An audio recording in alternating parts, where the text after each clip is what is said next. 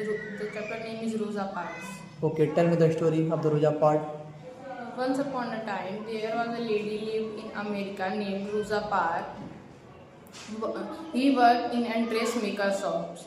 One day after completing her work, he went to an bus, take his ticket and sit on their seat.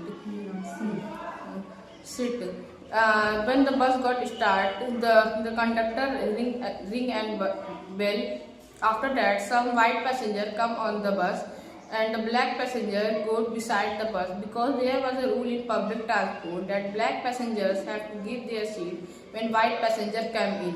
And white passenger come and stands in the front of Rosa, but Rosa doesn't leave their seat because he think that why could I leave the seat? I have paid for my seat. He can also pay and sit on their seat, but Rosa doesn't leave her seat.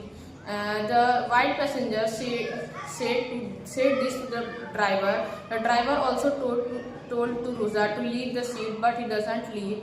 After that, the driver called the police, and the police arrested the Rosa Parks.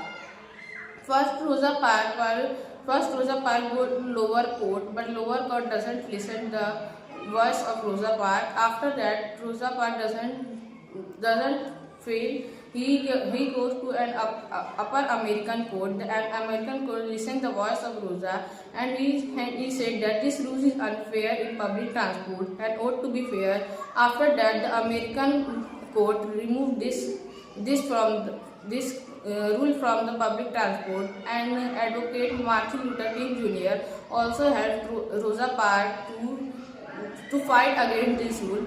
After that, the rule was reconciled from all the public transport, and the Indian National Congress called Rosa Parks the mother of modern day civil rights. Thank you. Very good. Okay. Best of luck for your examinations. Send do your best. Okay.